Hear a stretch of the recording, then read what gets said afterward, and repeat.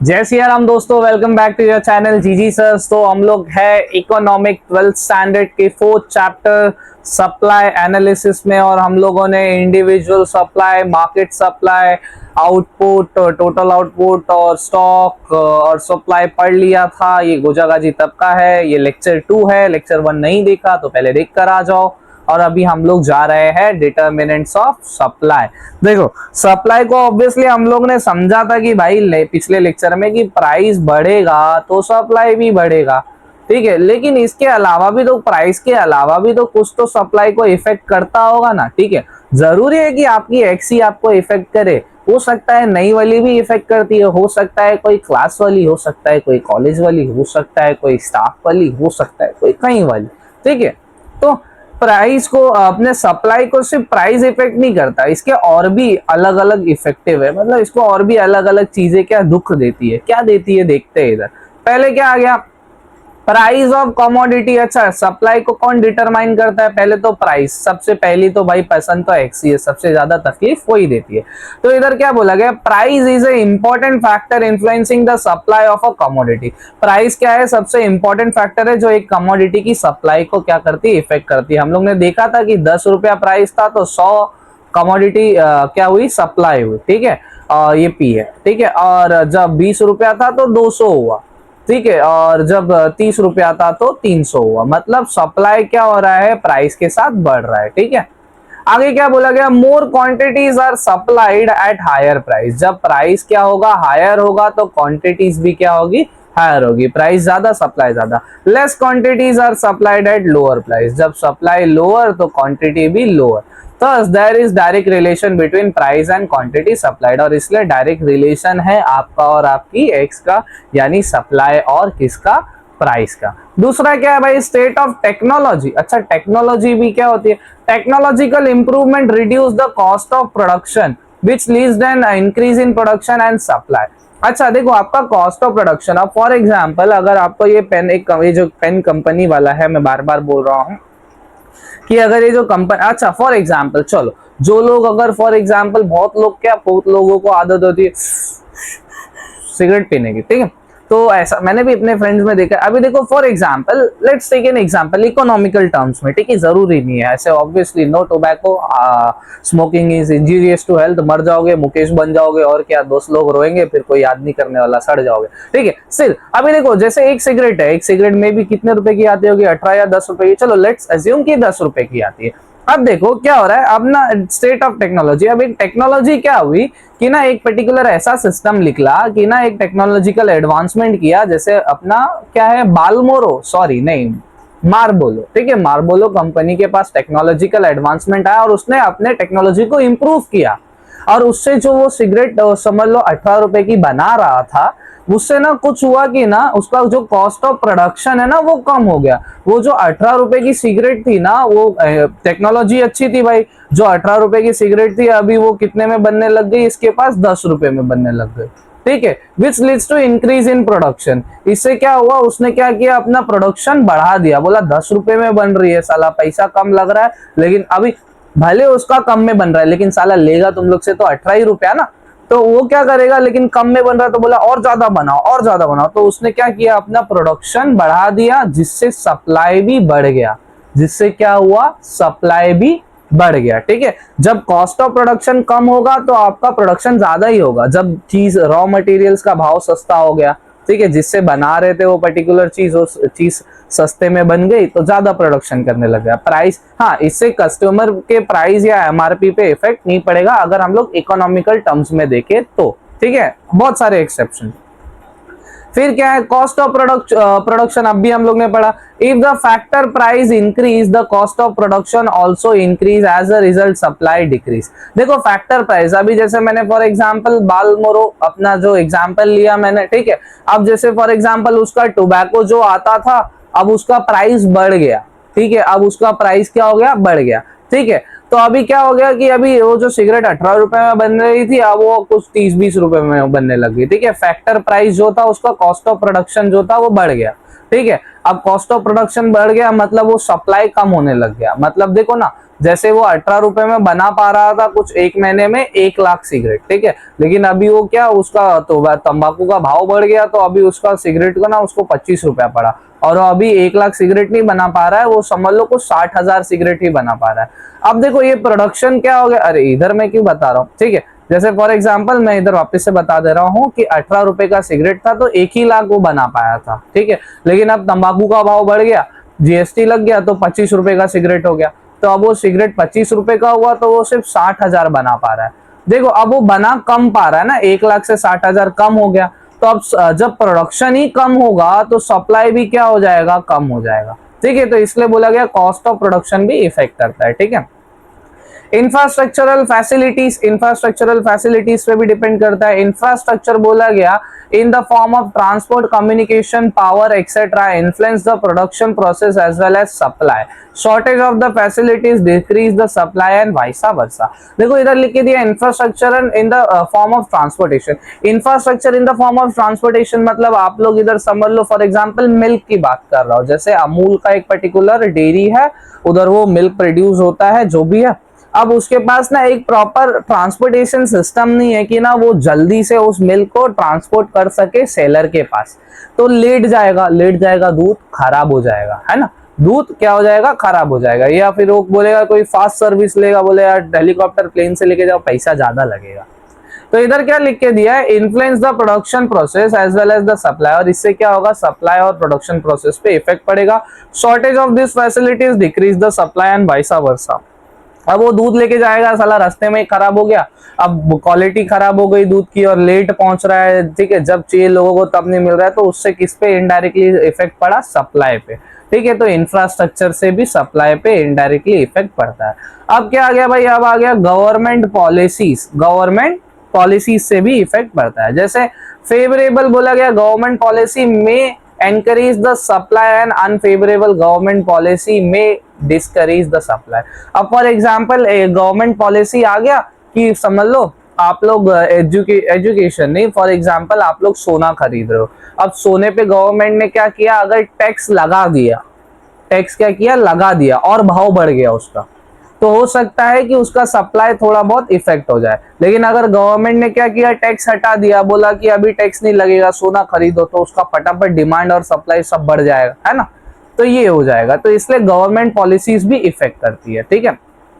Government policy like taxation, subsidies, ठीक है, जैसे बाटले पे देखो सब्सिडी आता था, बाटला आता था ना पहले अपना भारत गैस या एचपी गैस का आता था, तो गवर्नमेंट कुछ सब्सिडी देती थी पहले, ठीक है, अभी सब्सिडी उसका ना गवर्नमेंट ने हटा दिया है या कम कुछ कर दिया है, तो अभी बाटले का क्या हो गया है, सप्लाई कम हो गया है, ठीक है, मतलब जब गवर्नमेंट दे रही थी, फेवरेबल पॉलिसी थी तो सप्लाई ज्यादा था, लेकिन गवर्नमेंट ने फिर अनफेवरेबल पॉलिसी ला दी तो सप्लाई कम हो गया। और क्या है फिर, इंडस्ट्रियल पॉलिसी एक्सेट्रा में encourage discourage the supply and depending upon the government, वही गवर्नमेंट पॉलिसीज पे डिपेंड करता है सप्लाई चेन जो भी है, ठीक है। आगे बढ़े, नेचुरल कंडीशन भाई, नेचुरल कंडीशन, ठीक है, नेचुरल कंडीशन भी इफेक्ट करता है भाई, सामान सप्लाई लेके जा रहे हो, अर्थक्वेक आ गया खाई में, या ज्यादा तूफान लेके ही नहीं जा सकते हो, सप्लाई नहीं होगा टाइम पे, तो फिर होगा ना loss. The supply of the agricultural product depend on the natural condition, ठीक है, एग्रीकल्चरल वेजिटेबल्स, ठीक है, बारिश अच्छी खासी हुई तो ज्यादा सप्लाई हो जाएगा भाई, ज्यादा माल आ गया, ज्यादा अच्छा क्या हो गया है, कल्टीवेशन हुआ है, लेकिन बारिश ही नहीं हुई, साला सब सूख के सड़ गया, जो थोड़ा बहुत हुआ। For example, a good monsoon, a good monsoon and a favorable climate condition will produce a good harvest। एक अच्छा मानसून का सीजन होगा, अच्छा हार्वेस्ट होगा, अच्छा फसल होगा, and supply of agricultural product will increase, और एग्रीकल्चरल प्रोडक्ट का सप्लाई इंक्रीज हो जाएगा। Unfavourable climate condition will lead to decrease in supply, और बारिश कम ज्यादा हुई, खराब हुई नहीं, गर्मी, अनफेवरेबल क्लाइमेट रहा, सप्लाई क्या हो जाएगा, डिक्रीज, माल ही नहीं रहेगा, जब अपने पास प्रोडक्शन, अपने पास स्टॉक ही नहीं रहेगा तो सप्लाई कहां से होगा, हम लोग ने पहले वाले में पढ़ा था, ठीक है। अब आते हैं भाई future expectation about the price, future expectation about the price, जैसे फॉर एग्जांपल कुछ लोग होते हैं ना, ये पर्टिकुलर कमोडिटी अभी लेके रख लेता हूं, बाद में जाके बढ़ जाएगा, ये कमोडिटी अभी बेचता नहीं हो, बाद में जाके बढ़ जाएगा, इसको बोलते हैं future expectation of price. If the price are expected to rise in the near future. अगर अपने को लगता है कि नियर फ्यूचर में क्या होगा, प्राइस बढ़ जाएगा उस कमोडिटी का, अभी कम है, तो द प्रोड्यूसर में विदहोल्ड द स्टॉक। और फिर जो प्रोड्यूसर जो बनाने वाला रहेगा ना, वो क्या करेगा, स्टॉक को विदहोल्ड कर देगा, रोक के रख लेगा। ऐसे कांदे का एग्जाम्पल दिया था मैंने शायद पिछले में, ये लेक्चर में पता नहीं, भूल गया मैं, कि कांदा 20 रुपए किलो बिक रहा था मार्केट प्राइस, और अभी उसके पास 100 किलो था, तो वो बोला अभी मैं एक काम करता हूँ, 100 किलो में से सिर्फ 40 किलो बेच देता हूँ, 60 रखता हूँ। ठीक है, जब वो 60 क्या होगा, मार्केट प्राइस 40 हो जाएगा, तो वही कांदा साला 40 में चिटकाऊंगा, डबल प्रॉफिट, है ना। तो ये फ्यूचर, इससे सप्लाई क्या हो गया, जो जहां 100 किलो सप्लाई होना चाहिए था, उसने 40 ही किया, 60 बचा के रख लिया। May withhold the stock. ठीक है, दिस, अभी क्या बोला गया है आगे, this will reduce the supply vice versa, और इससे सप्लाई रिड्यूस हो ऐसे ना तैसे। अदर फैक्टर भी है भाई, अदर फैक्टर क्या है, नेचर ऑफ द मार्केट। भाई मार्केट का भरोसा नहीं है, सबकी पसंद बदलती रहती है, किसी को लंबी पसंद है, किसी को गोरी पसंद है, किसी को काली पसंद है। ठीक है, relative price on off other goods. ठीक है, अभी जैसे सेम कमोडिटीज है, एक का प्राइस भाई सेम क्वालिटी दे रहा है, लेकिन तुमको ज्यादा फैसिलिटी या ज्यादा कुछ अच्छा दे रहा है, तो लोग उसकी तरफ भागेंगे, इधर नहीं जाएंगे, तो इसका सप्लाई इफेक्ट होगा। एक्सपोर्ट इंपोर्ट पे भी फर्क पड़ता है भाई, एक्सपोर्ट पे कभी टैक्स लग जाता है, इंपोर्ट पे कभी टैक्स, उससे सप्लाई कम ज्यादा होता है, भाव बढ़ता गिरता है। इंडस्ट्रियल रिलेशन भाई, अगर एक पर्टिकुलर दो इंडस्ट्री का रिलेशन अच्छा है, रॉ मटेरियल फटाफट पास ऑन हो रहा है, और तीसरे इंडस्ट्री का अच्छा रिलेशन नहीं, तो उसको रॉ मटेरियल नहीं मिल रहा है, तो ये सप्लाई कम कर पाएगा, ये ज्यादा कर पाएगा, और क्या। Availability of the factor of production etcetera. ठीक है, और फैक्टर ऑफ प्रोडक्शन भाई ये अच्छा, इसके पास टेक्नोलॉजी है, मशीनरी है, इसके पास नहीं है। All factor are favourable, supply of the commodity will more and, अगर सारे ये फेवरेबल रहे, अगर सारे क्या रहे, प्लस में रहे, तो भाई सप्लाई भी क्या होगा, प्लस में रहेगा, नहीं रहे तो भाई माइनस, तुम जानो राम जानो। अब आ जाते हैं भाई इंपॉर्टेंट टॉपिक इस पर्टिकुलर लेक्चर के, क्या है, अच्छा लेक्चर कितना मिनट का चल रहा है अभी अपना, कितना टाइम हुआ, 11 ही मिनट हुआ, ठीक है। आ जाते हैं लॉ ऑफ सप्लाई। ठीक है, इंपॉर्टेंट टॉपिक। अभी ये क्या बोलता है भाई, इंट्रोडक्शन दे रहा है अपने को। इंट्रोडक्शन क्या है, the law of supply is also a fundamental principle of economic theory like law of demand. जैसा इसके पहले वाले चैप्टर लॉ ऑफ डिमांड में आपने पढ़ा, जो मैंने अभी तक पढ़ाया नहीं, अगर चाहिए तो कमेंट कर देना। ठीक है, तो आपने पढ़ा होगा लॉ ऑफ डिमांड, वैसे ही इंपॉर्टेंट है लॉ ऑफ सप्लाई। एग्जाम में ये भी आता है, एचएससी के 2026 में मैंने ये आईएमपी का जो वीडियो बनाया है उसमें ये क्वेश्चन डाला हूं, तो पढ़ना भी है भाई अपने को। It was introduce by professor Alfred Marshall in his book principle of economy. ठीक है, अब देखो ये याद रखने का अपने को कि ये principle of economy Alfred Marshall ने अपने बुक में ये क्या किया था, ये अपना लॉ ऑफ सप्लाई इंट्रोड्यूस किया था। इन द बैंक्स में आ सकता है, विच वॉज पब्लिश्ड इन 1890 में पब्लिश हुआ था। The law explain the functional relation between price and quantity supply. और ये पूरा लॉ अपने को बताता है प्राइस यानी तुम्हारी एक्स और सप्लाई यानी तुम्हारा क्या रिलेशन है, जो हम लोग 10 बार पढ़ते आए हैं, जो पहले वाले लेक्चर में पढ़ा वही चीज है। बेसिक्स क्लियर है तो सब हो जाएगा, इसलिए पहला वाला लेक्चर ध्यान से देखना। स्टेटमेंट ऑफ लॉ क्या बोलता है भाई, स्टेटमेंट ऑफ लॉ क्या बोल रहा है अपने को देखते हैं, अपन थोड़ा ऊपर कर लेता हूं इसे। अदर थिंग बीइंग कांस्टेंट, मतलब ना सप्लाई अपन देख रहे हैं ना, तो सिर्फ सप्लाई और प्राइस को देखो। हमारी कहानी देखनी, अपने खुद को देखो और अपनी एक्स को देखो, बाकी सबको हटा दो। आज वाली, कल वाली, स्कूल वाली, कॉलेज वाली, क्लास वाली, सबको हटा दो। मतलब जब हम लोग सप्लाई की बात करें तो सिर्फ प्राइस को अभी फिलहाल कंसिडर करेंगे, और बाकी सारे क्लाइमेट, नेचुरल फैक्टर्स, टेक्नोलॉजी, जो भी हम लोग ने पढ़ा ना डिटर्मिनेंट, वो सबको इग्नोर करो। अभी सिर्फ अपने को क्या देखना है, प्राइस को देखना है, सप्लाई को देखना है, और सब कुछ भूल जाओ। ठीक है, तो इधर वो बोल रहा है अदर थिंग बीइंग कांस्टेंट, मतलब सब कुछ बराबर चल रहा है। ठीक है, सारा चीज क्या है, कांस्टेंट है। Higher price of the commodity more is the quantity supplied. ये हम लोग पहले से पढ़ते आ रहे हैं कि भाई प्राइस अगर ज्यादा तो क्वांटिटी भी क्या ज्यादा, सप्लाई भी क्या ज्यादा। Lower the price of commodity less the quantity supplied, price low तो कमोडिटी भी लो। ठीक है, डन, ये भी सिंपल पढ़ते आए। अभी क्या आगे क्या बोल रहा है अपने को, in simple words other factor remaining constant, मतलब सारे फैक्टर, मतलब नेचुरल फैक्टर भी सही था, टेक्नोलॉजिकल फैक्टर भी सही था, इंडस्ट्रियल रिलेशन भी सही था, ठीक है, और कॉस्ट ऑफ प्रोडक्शन भी सही था, सब कुछ सही था। ठीक है, राइज, बस क्या हुआ, राइज ऑफ प्राइस, बस प्राइस क्या हुआ, बढ़ा। Result in rise in the quantity supplies. तो प्राइस बढ़ा उस टाइम पे ना, सब कुछ सही था लेकिन प्राइस बढ़ा तो सप्लाई भी क्या हो गया, बढ़ गया, ठीक है, एंड वाइसा वर्सा, और वही उसके जैसा। थर्स देयर इज बोला गया direct relation between price and quantity supplied, और वही 10 बार बोल दिया गया भाई हमेशा डायरेक्ट रिलेशन है तुम्हारी और तुम्हारे एक्स का, और इसलिए बोला गया है कि प्राइस और क्वांटिटी सप्लाई मतलब प्राइस और सप्लाई का डायरेक्ट रिलेशन है। सिंबॉलिकली अगर हम लोग इसे एक्सप्रेस करें तो ये क्या होता है भाई, देखो जैसा डिमांड में हम लोग करते थे ना, डी एक्स लिखते थे इक्वल्स टू फंक्शन ऑफ, ठीक है, प्राइस वो भी लिखते थे ना, तो इधर बस इधर अपने को एस लिख देना है। S mean supply, x mean commodity, F मतलब फंक्शन, पी मतलब प्राइस ऑफ कमोडिटी, ठीक है। अभी आ जाते हैं भाई एजम्पशन ऑफ लॉ, ठीक है, लॉ पढ़ा हम लोग ने, लॉ ऑफ सप्लाई पढ़ लिया, अब एजम्पशन पढ़ते हैं, ठीक है, बहुत इंपॉर्टेंट है ये भी, ठीक है। एजम्पशन ऑफ लॉ क्या बोलता है भाई, the law of the supply is based on the following assumption. अभी देखो कुछ एजम्पशन है, ठीक है, कुछ एज्यूम किया गया है, इस पे बेस्ड है लॉ ऑफ सप्लाई। देखो अब क्या एजम्पशन है हम लोग ने, देखो मैंने क्या बोला था कि सिर्फ प्राइस को देखो, बाकी सब समझ लो, भूल जाओ, बाकी सब बरोबर था, सब कुछ सही था, कॉस्ट ऑफ प्रोडक्शन सही था, सब कुछ सही था, बस प्राइस ऊपर नीचे हो रहा था। तो अभी वही बोला गया है, वो एज्यूम किया था ना अपन ने कि सब चीज कांस्टेंट था, तो वही चीज सब इधर लिखा। हम लोग अगर डिटर्मिनेंट्स ऑफ सप्लाई पढ़ा होगा ना पहले वाले लेक्चर में, तो ये बस सेम है, ये वही चीज है, बस उल्टा घुमा के लिख के दिया है, ठीक है। Constant cost of production proper चल रहा था, ठीक है। इट इज जब लॉ ऑफ सप्लाई बना रहा था ना, तो उसने क्या एज्यूम किया कि that there is no change in cost of production proper है, जैसा था वैसे ही था।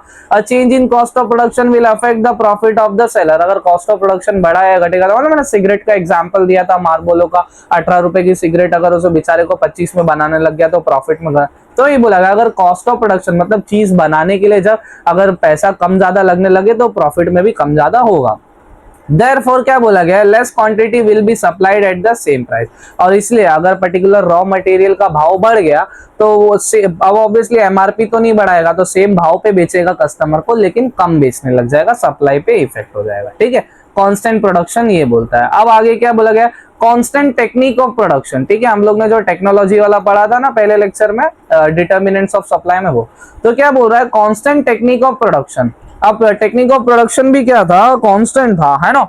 तो ये क्या बोल रहा है, it is also assume that technique of production does not change, improve the technique of production may leads to an increase in production, this is turn में lead to an increase in the supply at the same time. मतलब ये क्या बोल रहा है कि ये assume किया गया है कि भाई जो टेक्निक है ना वो भी ठीक है, और टेक्निक अगर अपनी अच्छी हो गई, अगर आपके पास एडवांस टेक्नोलॉजी है, तो आपका क्या हो जाएगा, जो प्रोडक्शन है ना वो क्या हो जाएगा, अल्टीमेटली इंक्रीज हो जाएगा। और आप प्रोडक्शन जब ज्यादा चीज बनाने लग जाओगे तो सप्लाई भी ज्यादा करोगे, तो प्रोडक्शन बढ़ रहा है, दिस टर्न में lead to an increase in supply, तो सप्लाई भी क्या हो जाएगा, इंक्रीज हो जाएगा सेम प्राइस पे, वही लिख के दिया गया, ठीक है। इसमें बस अपने को सब चीज कांस्टेंट है, कोई किसी में चेंजेस नहीं आया, यही चीज कंसीडर करके चलना है, बाकी डिटर्मिनेंट्स ये सब। अभी ये क्या है भाई, ये क्या बोल रहा है, third, no change in weather condition. हम लोग ने डिटर्मिनेंट में नेचुरल कंडीशन पढ़ा था, तो वेदर कंडीशन इधर आ गया कि भाई वेदर कंडीशन भी प्रॉपर था, ठीक है। बोला गया it is assumed that there is no change in weather condition, natural calamities like flood, earthquake etc may decrease the supply। मतलब कोई ऐसा नेचुरल कैलामिटीज नहीं आ रहा है, ठीक है, तो हम लोग सिर्फ प्राइस को ही कंसीडर कर रहे हैं। और इधर आगे इसके बारे में ज्यादा इन्फॉर्मेशन दे रहा है कि भाई नेचुरल कैलामिटीज अगर फ्लड अर्थक्वेक आती है तो हो सकता है प्रोडक्शन करने में प्रॉब्लम आए, जिससे सप्लाई पे इम्पैक्ट पड़ेगा, ठीक है। अब क्या बोल रहा है, no change in government policy. हम लोग ने डिटर्मिनेंट में पढ़ा था ना कि गवर्नमेंट पॉलिसी अगर टैक्स लग गया तो फिर वही ना, सबसे बाटले का एग्जाम्पल था। तो बोला गया it is also assume that government policies like taxation policy, trade policy etcetera remain unchange. मतलब ये सारे भी जैसे थे वैसे कुछ इफेक्ट नहीं किया इन्होंने, ठीक है। बोला ना सिर्फ प्राइस और सप्लाई की बात कर रहा है और बाकी सब सेम है, ठीक है। No change in transportation cost, transportation का भी पैसा नहीं लगा, जो था जैसा। It is assume that there is no change in condition of transportation facilities and transportation cost. For example better transport facility increase the supply at the same price. अगर अच्छा ट्रांसपोर्टेशन फैसिलिटीज होगा आपके पास तो जल्दी क्या होगा, कमोडिटी सप्लाई होगा, seller के पास पहुंचेगा, जल्दी बिकेगा, जल्दी पैसा आएगा।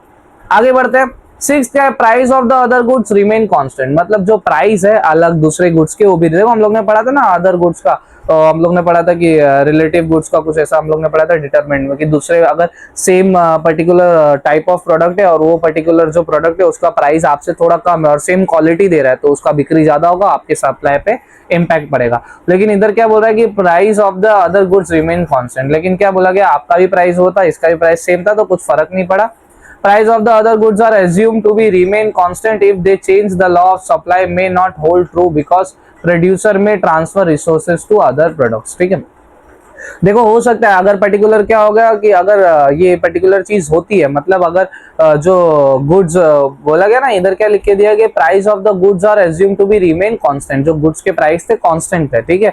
If the change, the law of supply will not hold true because the producer में ट्रांसफर रिसोर्सेज टू अदर, मतलब हो सकता है कि एक सस्ते में बना रहा है, एक थोड़ा ज्यादा लेके वही प्रोडक्ट उतने में दे रहा है, तो हो सकता है खरीदने वाला क्या कर लेगा, ट्रांसफर कर लेगा, या प्रोड्यूसर भी रॉ मटेरियल जैसे जहां से ले रहा है, एक रॉ मटेरियल वाला ज्यादा भाव लगा रहा है, एक कम लगा रहा है, लेकिन क्वांटिटी सेम है, तो क्या करेगा, उसको नहीं देगा, ट्रांसफर कर देगा, इससे ले लेगा, वही चीज है, सिंपल, ज्यादा अपने को कॉम्प्लिकेशंस नहीं करने। सेवेंथ वाला, नो फ्यूचर एक्सपेक्टेशन, देखो हम लोग ने पहले पढ़ा था, कांदे का एग्जांपल दिया था मैंने कि भाई फ्यूचर एक्सपेक्टेशन था कि भाव बढ़ जाएगा तब बेचूंगा, और 100 था तो 40 ही बेचा और 60 रख लिया, तो इम्पैक्ट पड़ा ना सप्लाई पे। तो यही बोला कि फ्यूचर एक्सपेक्टेशन भी कुछ नहीं है भाई, ये भी पूरा ही देखेगा, इसको कुछ फ्यूचर नहीं है, पूरा 100 का 100 ही देगा। The law also assume that the seller do not expect future changes in price of the product, simple and done, ठीक है। अब इधर क्या बोला गया, law of supply is explained with the help of the following schedule and diagram. अभी इधर भी अपने को एक शेड्यूल और डायग्राम दिया है, देखते हैं वो क्या है भाई, इधर पढ़ते हैं अपन। इधर प्राइस ऑफ कमोडिटी लिख के दिया, इधर सप्लाई लिख के दिया, देखो 10 था तो 100 हुआ, 20 था तो 200, वही चीज जो हम लोग ने पढ़ा था, 40 4 5 30 जो भी है, ठीक है। अब बोला गया between price and quantity of the commodity supplied when the price rises from 10 to 20, जब प्राइस क्या हुआ, 10 था ना, 10 से जब क्या हुआ 20 हुआ, तो क्या बोला गया, फिर 30 हुआ, फिर क्या हुआ, फिर 30 हुआ, फिर 40 हुआ, फिर 50 हुआ, इधर तक वही लिख के दिया। The supply also rise from 10 to, तो सप्लाई भी क्या हो रहा था, बढ़ रहा था, 10 से 200 हुआ, 300 हुआ, 400 हुआ, फिर 500 हुआ, है ना, इधर वही लिख के दिया, यूनिट रिस्पेक्टिवली। इट मीन्स, और बोल रहा है इसका मतलब क्या है भाई, बोल रहा है इट मीन्स, ठीक है, इधर लिख के दिया, when the price rises supply, when the price rises supply also rises, मतलब जब प्राइस क्या हो रहा है, जब प्राइस बढ़ेगा तब सप्लाई भी क्या होगा, बढ़ेगा, वो इधर वही लिख के दिया, 10 बार पढ़ चुके। When the price fall supply also fall, जब प्राइस क्या होगा, घटेगा, तो सप्लाई भी क्या हो जाएगा, घटेगा। Thus, there is direct relation between price and quantity supplied, which is also shown in figure 4.4। 4.4 में भी अपने को बताया है, देखो इधर प्राइस लिख के दिया है y एक्सिस में, और x एक्सिस में अपने को कमोडिटीज इन केजी लिख के दिया है। 10 रुपया था 100 बेचा, 10 100 बेचा, 20 था 200 बेचा, 30 था 300 बेचा, तो ये देखो इधर यहाँ से स्टार्टिंग वाला s और इधर से एंडिंग, मतलब ये 50 था तो 50 पे कितना बेचा इसने, 500 बेचा, ये एंडिंग वाला सप्लाई। तो ये देखो ये क्या है, अपवर्ड है ना, लेफ्ट हैंड साइड से राइट हैंड साइड क्या आ रहा है, अपवर्ड जा रहा है, जो पॉजिटिव फिगर शो कर रहा है कि भाई सप्लाई क्या हो रहा है, बढ़ रहा है। तो इधर वही लिख के दिया गया in figure 4.4, x axis represent quantity supplied, y axis represent price, ये तो हम लोग ने पढ़ा। सप्लाई कर्व एसएस, जो वो अपवर्ड ऐसा ग्राफ था ना, इधर स्टार्टिंग वाला एस और इधर एंडिंग वाला एस, मैंने बताया supply slope upward from left to right, ठीक है, ये लेफ्ट था ये राइट था, अपवर्ड जा रहा था ये, ठीक है। इट हैज पॉजिटिव, मतलब ये क्या है, पॉजिटिव स्लोप है, मतलब सप्लाई क्या हो रहा है, बढ़ रहा है। It indicates a direct relation between price and quantity supplies, और ये भी क्या बता देता है अपने को, एक डायरेक्ट रिलेशन बताता है प्राइस एंड क्वांटिटी सप्लाइड के बीच में, ठीक है। अभी हम लोगों ने पढ़ लिया भाई, क्या पढ़ा हम लोगों ने, हम लोग ने दो चीज पढ़ा, एक एजम्पशन पढ़ा, assumption of law of supply, और एक स्टेटमेंट ऑफ लॉ पढ़ा हम लोगों ने, और हम लोग ने लॉ ऑफ सप्लाई पढ़ा, ठीक है। हम लोग ने ये पढ़ा, बाकी चीजें नेक्स्ट लेक्चर में, लेक्चर 3 के लिए सब्सक्राइब कर लो, देख लो। आगे कॉस्ट ऑफ ये है, फिर रेवेन्यू कंसेप्ट है, बस फिर खत्म, ये छोटा सा ही कुछ बचा है 2 पेज का, उसमें लेक्चर खत्म हो जाएगा। Okay, so thank you for watching and please do share with your friends. Economic eco के इम्पोर्टेंट, ओसी के इम्पोर्टेंट मैं दे चुका हूँ, जाके चेक कर लो। Okay, and please like this video. Thank you.